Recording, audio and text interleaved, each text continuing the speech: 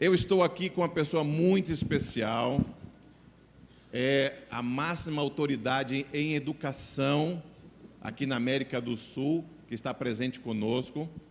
Dr. Sócrates Quispe é um amigo. Antes de mais nada, quero agradecer, amigo, Bom dia, por pastor. sua sempre generosidade em nos atender, e especialmente pela sua amizade. Isso é um presente de Deus. Dr. Sócrates é o diretor associado do Departamento de Educação na América do Sul, ou seja, ele é como se fosse o ele é o vice-diretor para todas as instituições, universidades, escolas, colégios adventistas na América do Sul, aqui em 8 países. E estamos muito felizes de receber nosso chefe, nosso diretor hoje aqui. É um privilégio, Dr. Sócrates, seja muito bem-vindo. Obrigado, pastor Edgar. Bom dia a cada um de vocês. Para mim, que é um privilégio, pastor, estar com vocês. Obrigado pelo convite. E sempre para mim, não existe chefia, existe amizade. Então, a amizade está acima de tudo. Então, a minha amizade está também com vocês e muito obrigado pelo carinho. Vamos conhecer um pouquinho mais do Dr. Sócrates. Dr. Sócrates, eu sei que você estudou na Universidade de Alberta, no Canadá, fez ali um pós-doutorado. Fala um pouquinho para a gente desse pós-doutorado lá na Universidade do Canadá. E depois na Universidade da Unicamp também. Dr. Sócrates é pós-doutor pela Universidade de Alberta, no Canadá, e também pela Universidade Unicamp aqui em Campinas. Bom, pastor, a experiência do pós-doutorado foi uma experiência de muita aprendizagem. Foi uma área de pesquisa que tem a ver com micropartículas. Eu tinha que microencapsular óleo de ômega 3 para ser incorporado em alimentos. Então, minha experiência de pós-doutorado foi trabalhar com essa formulação de novos produtos, com caracterização de produtos. Então, foi uma experiência muito agradável. Bom, e você tem uma patente no seu nome justamente nessa área, né? Fala um pouquinho mais sobre isso. Voltando do Canadá para o Peru, eu participei com uma empresa lá na formulação de um produto alimentício que justamente pudesse encapsular ômega 3 de uma empresa lá e incorporar esse produto num alimento. E a partir daquele trabalho a gente conseguiu patentar, graças a Deus, né, esse trabalho. Mas uma experiência, sem dúvida, muita pesquisa, muito trabalho, mas que Deus tem o controle de tudo, né? Veja, nós, como educadores, devemos estar sempre crescendo, sempre desenvolvendo. É a forma de nós oferecermos sempre o melhor. Deus, o nosso Criador, espera de nós, espera de mim, de você. Eu quero cumprimentar aqui os colegas diretores, professores, educadores que estão participando conosco, aqui no auditório e aí, na sua casa também. Nós temos que oferecer, no mínimo, a mais alta excelência. E é isso que nosso Criador espera de nós. Dr. Sócrates, vamos ouvi-lo e agradecemos desde já por sua participação, por sua amizade e por prestigiar o Congresso Adventista Origens. Muito obrigado, que Deus lhe abençoe. Obrigado, pastor Edgar. Sempre para mim, obrigado. Realmente para mim é um privilégio estar com vocês, como eu disse. E mais ainda, eu trabalhei como pastor Edgar por 6 anos. E foram anos muito agradáveis, muito bonitos. E quando a gente se encontra, a gente se alegra, né? A gente celebra o momento. E obrigado, pastor, pelo convite. Obrigado também ao nosso Colégio Adventista de Diadema por organizar este evento tão importante, como a doutora Damaris já colocou aqui, que é a mostra da nossa liberdade, né? Nós acreditamos numa área que é o criacionismo e nós precisamos defendê-la. E que momento tão especial, com mais de 900 participantes aqui. E que Deus possa ser louvado acima de tudo. Eu queria começar essa manhã, primeiro, no sentido de celebração. Estamos celebrando hoje, né, aquele decreto 17346. Eu acho que é assim, né? Eu aprendi. Mas estamos celebrando também um dia muito especial. É a criação, né? Sábado, né? Sábado é o fechamento de um trabalho de Deus de 6 dias. E estamos aqui no sábado. E no sábado, a gente esquece quase de tudo, né?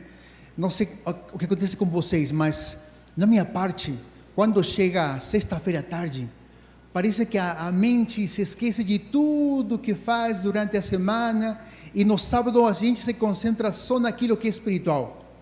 porque hoje é um dia especial, é o dia da celebração.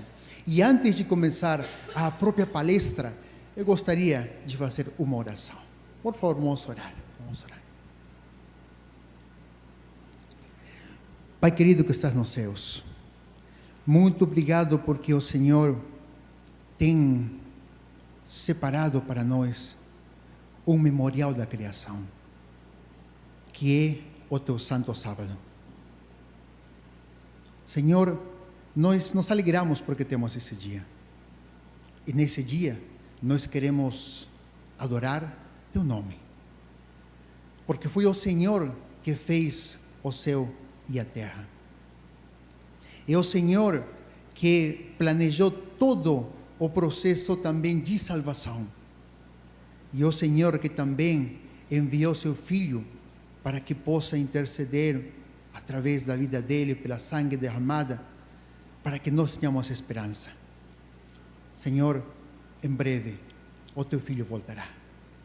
Mas enquanto não chegar aquele momento, queremos continuar louvando, adorando o teu nome. E uma forma, Senhor, de fazê-lo é por meio de proclamar, Senhor, de defender a nossa fé. E por isso, esse congresso, Senhor, é organizado para que nós possamos fortalecer como igreja conceitos, princípios, a nossa fé. Pedimos a tua bênção, em nome de Jesus. Amém. Por favor, abram sua Bíblia e vamos para o livro de Apocalipse, tá? Apocalipse. Abrimos Apocalipse.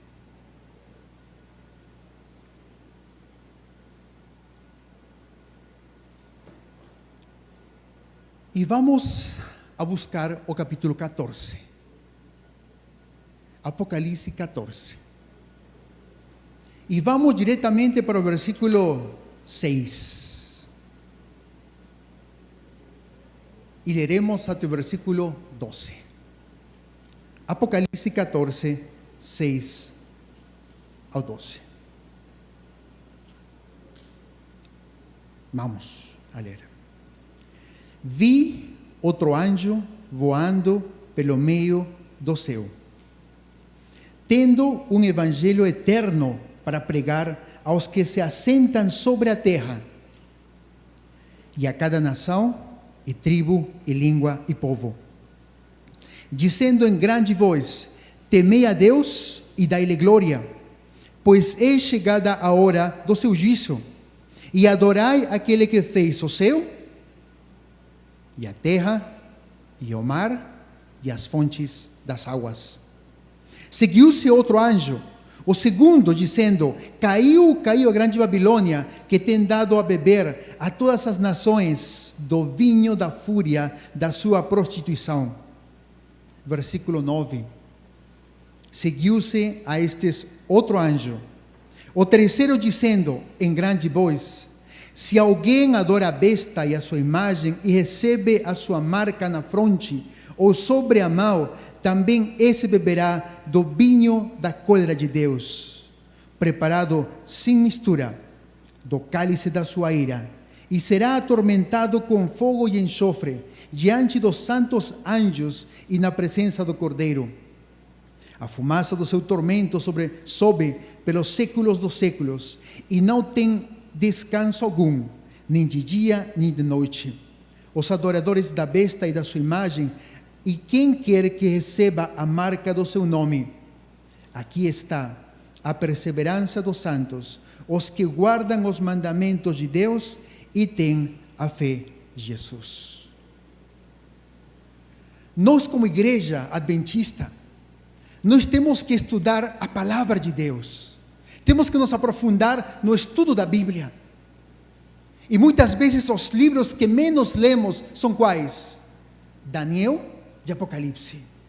Porque aparentemente parece meio complexo, meio difícil de compreender. Mas nós fomos chamados no tempo do fim de ser os sentinelas da verdade presente. Leiam o que Ellen White diz em relação a isso. Há necessidade de quê? De mais íntimo estudo na palavra de Deus. Meus irmãos que estão aqui hoje conosco, e também quem está conosco na internet, estamos fazendo isso uma realidade na nossa vida? Estamos tendo uma comunhão íntima com a palavra de Deus? Está sendo a palavra de Deus a nossa norma de vida, ou apenas é um livro a mais? Diz que deve ser que a necessidade de mais íntimo estudo da palavra de Deus. E continua recomendando, dizendo, especialmente, quais livros? Daniel e Apocalipse deveriam merecer a atenção como nunca antes da história da nossa vida, nossa obra. Agora, quando a gente se concentra no livro de Apocalipse, muitos dizemos o seguinte: Apocalipse é um livro muito complexo, muito difícil de entender. Se for assim, Deus teria colocado outro nome para o livro de Apocalipse. Mas o livro de Apocalipse significa o quê? Revelação. Mas muitos acham que esse livro é difícil de compreender e, portanto, não dedicamos esforços para compreendê-lo. E pensamos que é um segredo só para alguns. Ou achamos que é um livro escondido, que não tem uma revelação para que a gente possa compreender. Mas Deus colocou aquele livro como que? Como o livro da revelação, porque Ele nos mostra os eventos que têm acontecido no passado, que estão acontecendo agora no presente e que vão acontecer ainda no futuro escatológico. E por isso Ellen White diz o seguinte: as solenes mensagens que foram dadas em sua ordem no Apocalipse devem ocupar que lugar da nossa vida? Devem ocupar o primeiro lugar no espírito do povo de Deus. E aqui todos nós somos que? O povo de Deus. A pergunta aparece: nós como povo de Deus, primeiramente, estamos estudando com muita intimidade a palavra de Deus? E a segunda pergunta: o Apocalipse está ocupando o primeiro lugar da nossa vida? Estamos dedicando esforços para compreendê-lo? E nós lemos agora apenas um pequeno trecho de Apocalipse, que eu vou tentar explicar rapidamente.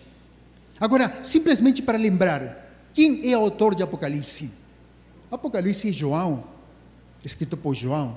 Ele escreveu aquele livro na ilha de Patmos, e ele fez uma descrição muito interessante. Quando a gente analisa o livro de Apocalipse, a gente pode dividir o livro em 3 partes. Eu gosto sempre das 3, porque é fácil de compreender e também fácil de lembrar. Eu espero que vocês guardem isso no seu coração. Apocalipse tem 3 partes.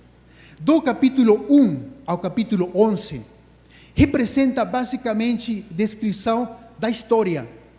É a parte chamada a parte histórica de Apocalipse. Do capítulo 12 ao capítulo 14, nós temos uma etapa ou uma descrição intermédia ou intermediária. E do capítulo 15 ao capítulo 22, descreve eventos escatológicos. Tá? Então, quais são as partes do Apocalipse? São 3. Primeira parte, histórica. Segunda parte, intermediária. E a terceira parte, escatológica. Sendo que a etapa intermediária, ela contém ainda descrições de eventos históricos junto com escatológicos. E nós lemos o capítulo do dia de hoje? Nós lemos o capítulo 14. E o capítulo 14, então, tem descrições de eventos históricos e também eventos escatológicos. Então, quando lemos capítulo 14, estamos lendo eventos históricos e eventos escatológicos.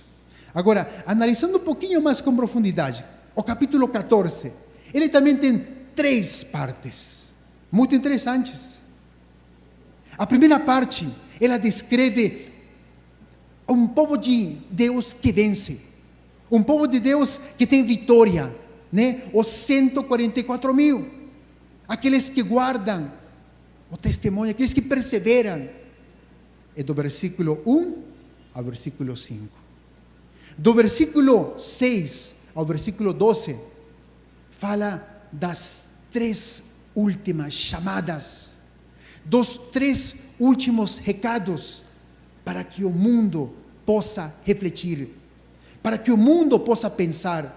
E nós temos aí as 3 mensagens angélicas. E do versículo 3 ao versículo 20, ela descreve um momento glorioso, quando Cristo voltará. E aí temos quem foi fiel, quem estudou, quem teve comunhão íntima com a palavra de Deus, quem perseverou, ele vai receber a sua recompensa. E nós lemos que parte da Bíblia hoje? Apocalipse 14, 6 ao 12. Agora, lendo ou concentrando-nos mais no versículo 6 a 12, nós temos aqui as 3 mensagens angélicas. E apenas vamos a responder quem apresentou, quem representam aqueles anjos. Eu sei que vocês sabem a resposta a essa pergunta. A segunda, quando proclamarão estas mensagens? E a terceira, quais são os conteúdos das mensagens? Em relação a quem proclama, ou quem são as pessoas, quem são esses anjos. Quando a palavra vem, a gente vê a palavra anjo. Anjo significa quê? Mensageiro. E quando se fala de mensageiro, ou a Bíblia utiliza nessa parte anjo, ela representa pessoas. Então, quem são essas pessoas? Quem são esses anjos? Somos cada um de nós. Por isso que Lenhuai disse que nós deveríamos se queremos ser verdadeiramente aqueles anjos que proclamem o Evangelho eterno, nós precisamos ter mais comunhão íntima com a palavra de Deus, nos focalizar Daniel e Apocalipse, porque nós fomos chamados como igreja do tempo do fim para quê? Para proclamar estas verdades.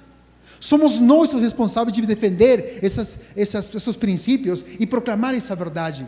E aqui diz, os 3 anjos de Apocalipse capítulo 14, representam o povo que aceita a luz das mensagens de Deus, vão como agentes seus fazer soar a advertência por toda a extensão e largura da terra.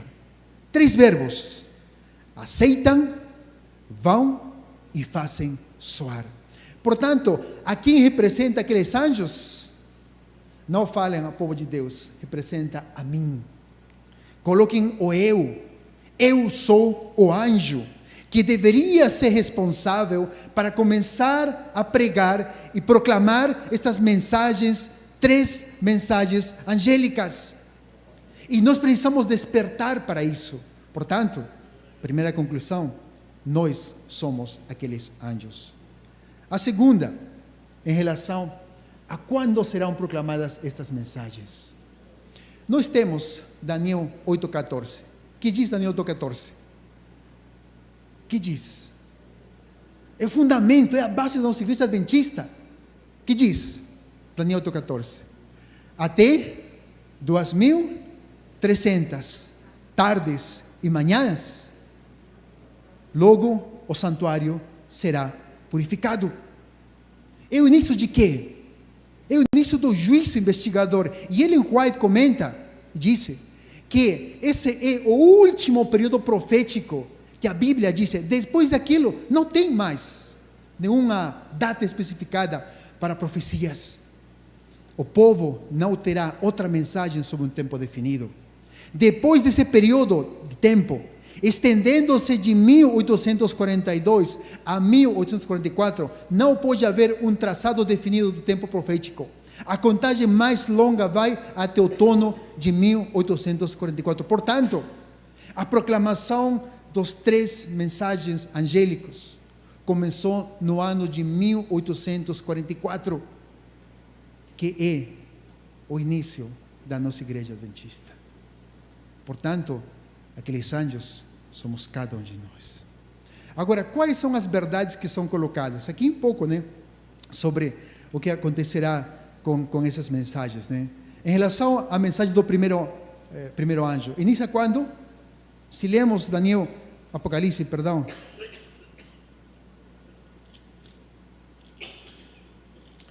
Apocalipse 14, versículo 7, diz: pois é chegada a hora do seu juízo. Quando começou isso? O ano de 1844, que é a última data profética, longa. Depois não tem mais nada. Então, a mensagem do segundo e terceiro anjo, nós estamos onde? Estamos hoje aqui. Aí dá para ver hoje, né? Nós estamos hoje. As 3 mensagens angélicas. A proclamação da segunda mensagem angélica vai ser até antes do fechamento da porta da graça. E a pregação do terceiro mensagem será até antes de começar as últimas pragas. Portanto, quando será proclamada? Meus irmãos, você e eu representam aquele que está caminhando. E nós estamos nesse momento no juízo pré-advento, onde tem que ser proclamadas as 3 mensagens angélicas. As sinais estão se dando da volta de Jesus. Acontecerá o quê? O selamento, a saquidura. E também o espiritismo adquirirá relevância. Portanto, nós somos responsáveis nesse momento dessa proclamação. Agora, que verdades serão proclamadas? Quando a gente lê do versículo 6 ao versículo 12, nós temos 9 verdades que serão proclamadas. 4 do primeiro anjo, 1 do segundo anjo e 4 do terceiro anjo. O remanescente, aquele que guarda a palavra de Deus e tem a fé de Jesus, proclamará a verdade presente. E qual é essa verdade presente que tem que ser proclamada? É o Evangelho eterno. É a justificação pela fé. Cristo morreu por cada um de nós. E nós apenas temos que ir até Deus. E pela sangue de Cristo, nós somos justificados.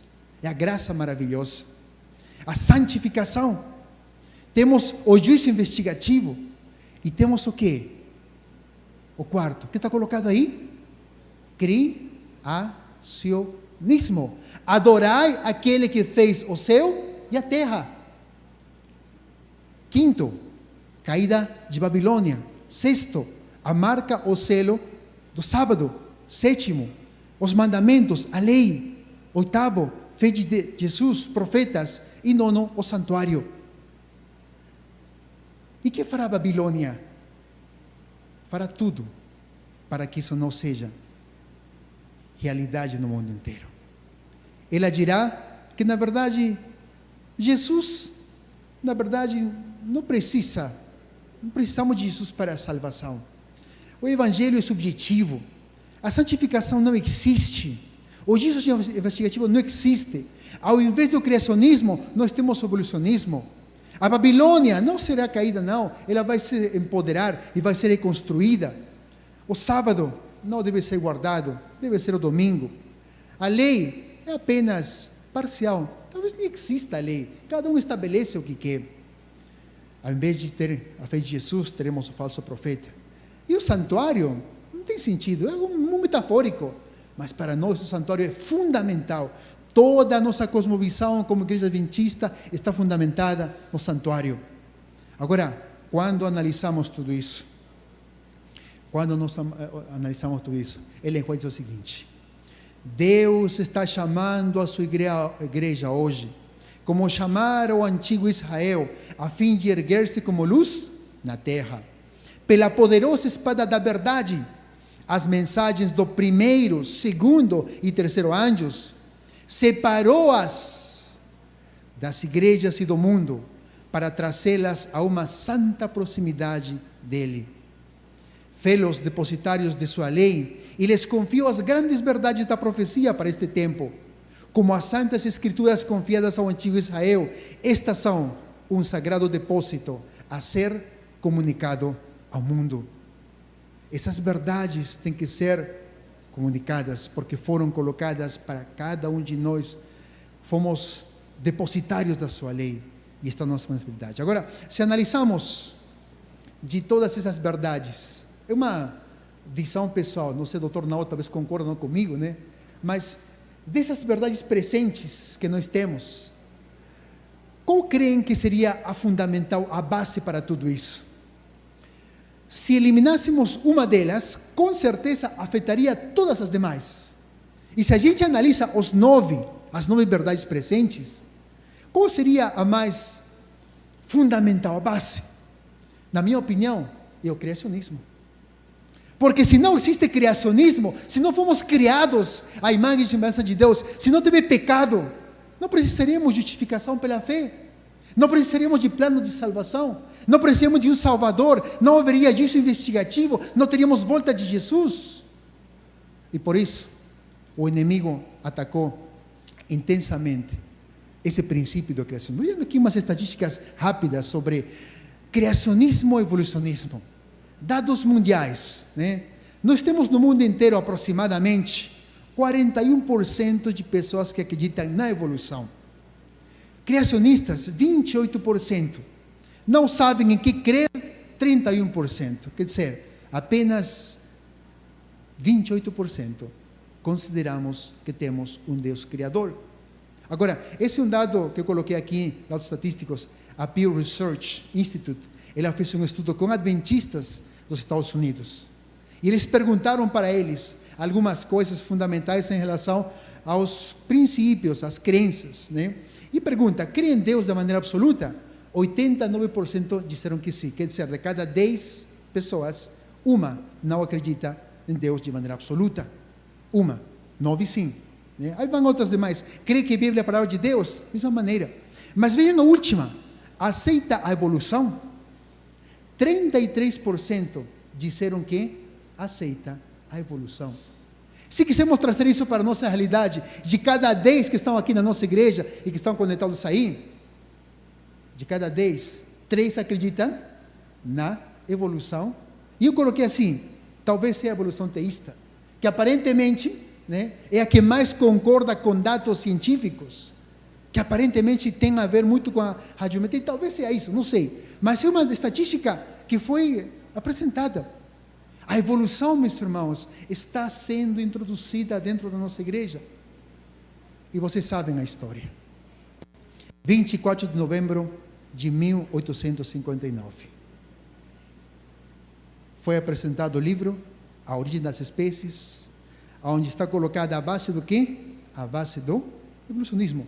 Quantos anos depois do início do juízo investigativo? Calculem. Quando começou? Qual foi a última data de prevista? Que ano foi? Que ano foi?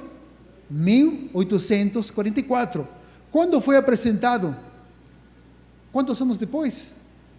15 anos depois apareceu o evolucionismo. E apareceu várias correntes, né? Apareceu o evolucionismo naturalista, onde basicamente Deus nunca participou em nada. Tudo aconteceu de maneira espontânea. Apareceu o evolucionismo deísta, onde temos um Deus emérito. Ele apenas criou a primeira forma de vida, ele estabeleceu leis e depois ele deixou que aconteça a evolução de maneira natural, sem a presença dele. E aquela outra evolução teísta que vai ganhando força, né? Onde Deus participou na criação da primeira forma de vida e ele acompanhou ao longo dos anos, né, o processo evolutivo. E aqui vem, para fechar já. E não somente isso. Nos últimos anos, talvez muitos ouviram a partícula de Deus, né? É uma teoria da física que pretende demonstrar que nós viemos do nada. Quantos já ouviram da partícula de Deus? Já, muitos ouviram. Sabe o que significa a partícula de Deus? Sabe qual é o fundamento que está por trás disso? É a famosa teoria do quê? Do Big Bang, por trás disso. Eu queria pegar isso de aqui. O que é isso? Papel. Se eu tentasse começar, eu trabalhei com microencapsulamento, trabalhei com microcápsulas. Quando eu estava no Canadá, eu produzia as microcápsulas, era um pó. E eu olhava, será que aqui tem realmente micropartículas? Para mim, não tinha. Mas quando eu usei o microscópio eletrônico de varredura, eu imagino que muitos já ouviram disso, microscópio eletrônico de varredura, que consegue enxergar detalhes pequenos, né? Nanopartículas e micropartículas, e comecei a observar pequenas bolhas, pequenininhas, esféricas, e tinha microcápsulas. E eu publiquei um artigo sobre isso, né? Mas eu tenho muita curiosidade por enxergar detalhes. Então, eu vejo aqui que, aparentemente, só papel. Mas o papel está formado por quê? quem gosta da química, né? Formado por celulose. É celulose. É celulose. Vejam a cadeia de celulose. E quando a gente fraciona a celulose, ela chega numa molécula chamada que? Glucose. A glucose está formada por quê? Por carbono, hidrogênio e oxigênio. Agora, se eu quiser ir em mais profundidade, vou pegar um átomo. Está aqui o átomo. Né? Então, vejam, estou partindo de uma coisa que eu posso ver. Eu defini que isso aqui é feito a partir de celulose. Eu vi a molécula de celulose, cortei a celulose e vi glucose. Cortei a glucose e encontrei átomos. Átomo formado por quê? Por núcleo e por eletrões. E quando eu olho o núcleo tem prótons e neutrões. Eu acho que até aqui todo mundo conhece, não é verdade? Isso se faz na escola. Agora, a física das partículas diz, será que por trás disso tem outras partículas subatômicas?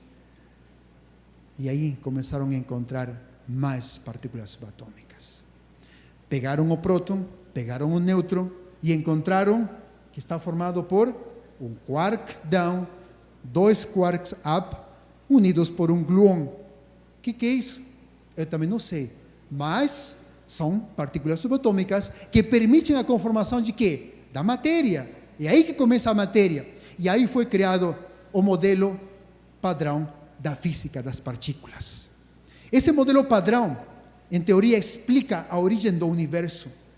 E todos esses foram encontrados. O up, o charm, o top, o down, o strange, bottom, não consigo encontrar aqui, neutrino.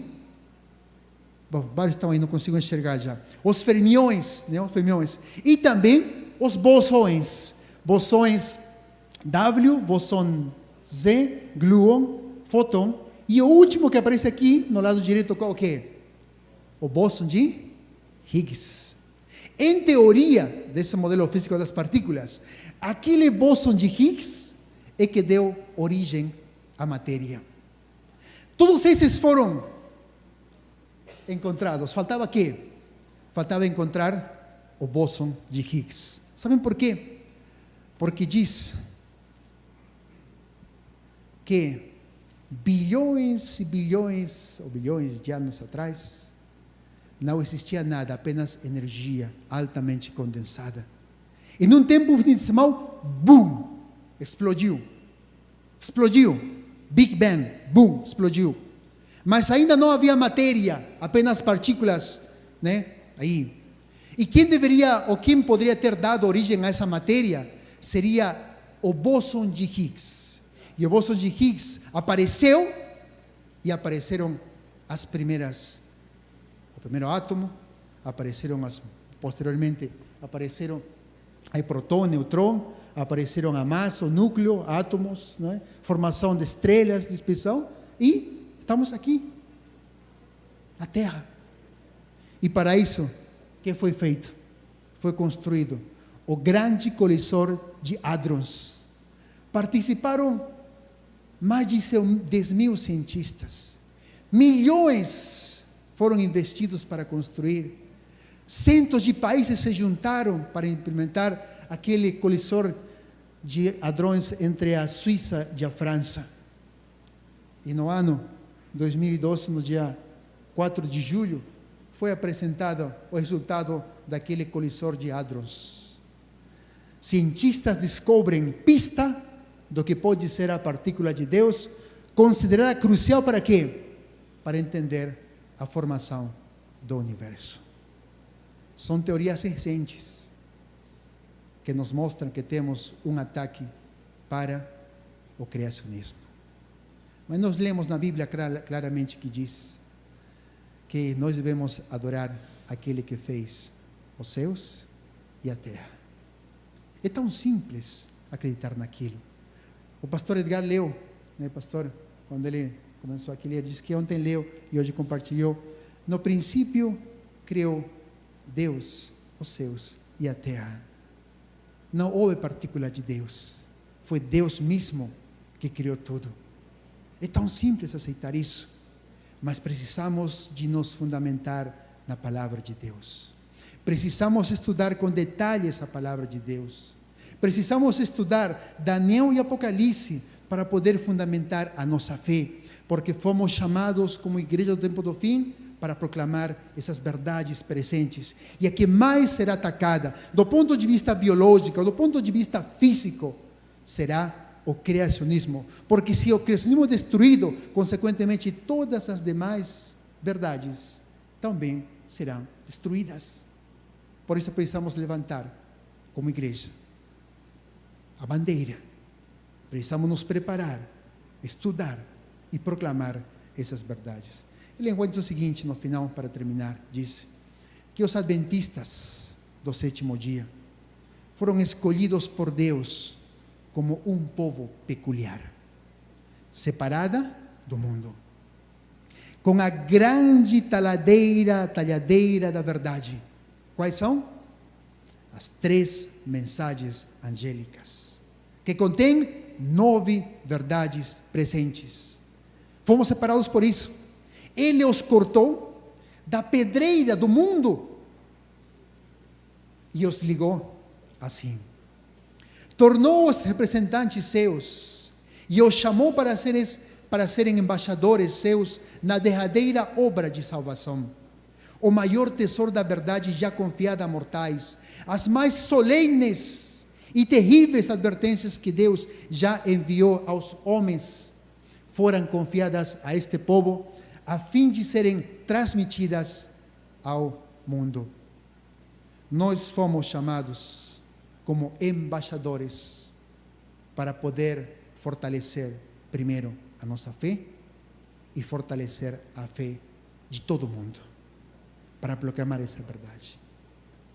Por isso, nós devemos apenas adorar aquele que fez os céus e a terra e todos os mares. Que Deus possa nos abençoar. Pastor Edgar, mais uma vez, parabéns por esse evento. Que Deus possa ser louvado. E em nome do Departamento de Educação, pastor, que continuemos trabalhando com este sagrado ministério, que é proclamar a verdade presente, não somente em Diadema, em São Paulo, no Brasil e no mundo inteiro. Que Deus possa abençoar a cada um de vocês.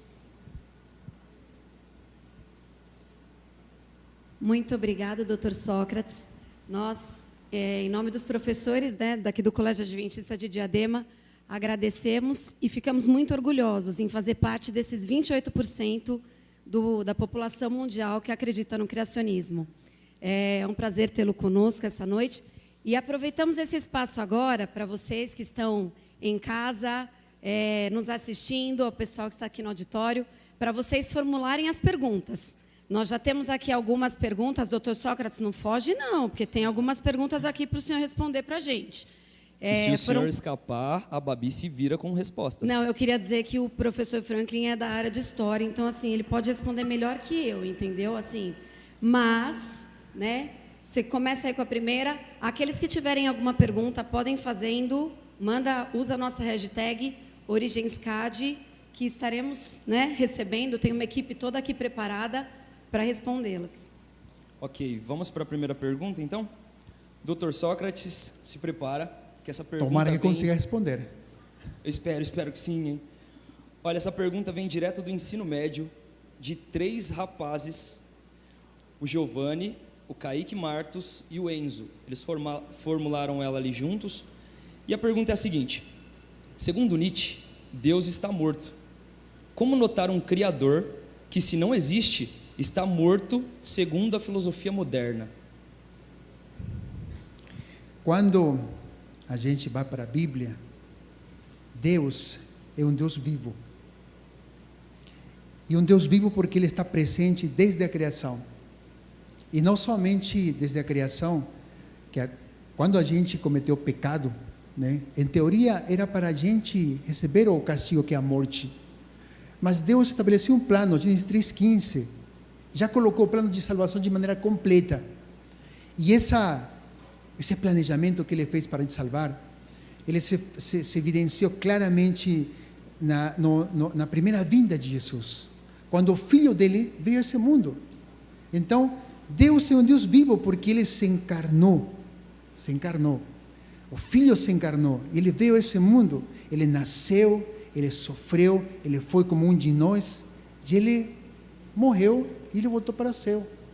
E Ele disse que enviaria um Consolador, que é o Espírito Santo. E o Espírito Santo está conosco nesse lugar. Então, as muitas filosofias podem dizer que Deus não está presente. Mas quando a gente olha para a palavra de Deus, mesmo a gente não merecendo muitas condições que nós temos, a vida que não merecemos, a gente evidencia que Deus, desde o princípio, Ele estava conosco. Ele conversava com Adão e com Eva, dialogava com Ele. Fez plano de salvação. Ele sempre tentou, através do simbolismo do santuário, estar presente com o povo de Deus. Ele enviou seu Filho. E nós temos nesse momento o Espírito de Deus conosco. Então, Deus está vivo, Deus está presente, Deus não está morto. Temos aqui agora uma outra pergunta da professora Adriana Rovel, de Geografia. Como defender o criacionismo sem envolver a questão religiosa? É possível? Eu já vi essa resposta na palestra. Como defender o criacionismo sem a Bíblia? É difícil ou impossível? Porque a Bíblia começa dizendo claramente, Gênesis 1:1. No princípio, criou. E quando fala, no princípio, criou, e quem criou? Foi Deus. Então, não podemos separar a criação de Deus, nem a Bíblia. E quando Deus se atribui características, Ele recebe e Ele diz, os dois criadores. É Deus Criador, Deus Mantenedor, Deus Redentor, Deus Salvador e Deus Eterno. É onipresente, onisciente. Então, Deus, não podemos separar jamais Deus, a religião nossa, da nossa igreja adventista, da Bíblia. Não podemos. Bíblia, Deus, criação. Ok. Temos tempo para mais uma? Temos, olha lá o tempo, Babi. Então, essa vai ser a última para esse momento. E a pergunta diz o seguinte, é do Cleison Moura.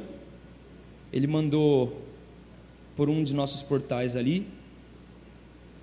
E ele pergunta o seguinte, acerca das teorias sobre criação, onde algumas pessoas têm juntado criacionismo com evolucionismo. Por que esse tipo de pensamento tem sido usado por muitos cristãos hoje como sendo possível? Eu acho que aí, talvez o Dr. Naor explique depois com mais detalhe, mas quando a gente tem dados radiométricos, radiometria, e a gente toma isso como dado científico, e começa a olhar o pensamento da evolução, aparentemente parece que foram milhões de anos, Então, por isso que a evolução teísta tem ganhado muita força dentro dos próprios cristãos, porque ela descreve um Deus, coloca a presença de um Deus, que criou a matéria viva, e depois ele acompanhou todo o processo evolutivo ao longo de milhões de anos. Então, quando a gente utiliza esse conceito de evolução teísta, juntamente com dados cientistas, aparentemente parece coerente, mas nós somos... Nossos princípios dizem isso. Nós acreditamos num Deus Criador que criou em 6 dias literais. 6 dias literais. Então não teve milhões de anos. Deus criou e Deus é absoluto em relação a isso. Ok. Então ficamos por aqui com as perguntas de hoje. Muito obrigado. Muito obrigado. Obrigado a vocês. Dr. Sócrates. E é isso, né, Babi? Por enquanto, se surgirem mais perguntas, o senhor vai estar por aqui, né? Porque eu, com certeza, não vou saber responder. Estamos algumas, juntos. Né? Estamos Algumas juntos. depois Muito da palestra obrigado. a gente até consegue, né, Franklin? Pode ser que sim. Algumas.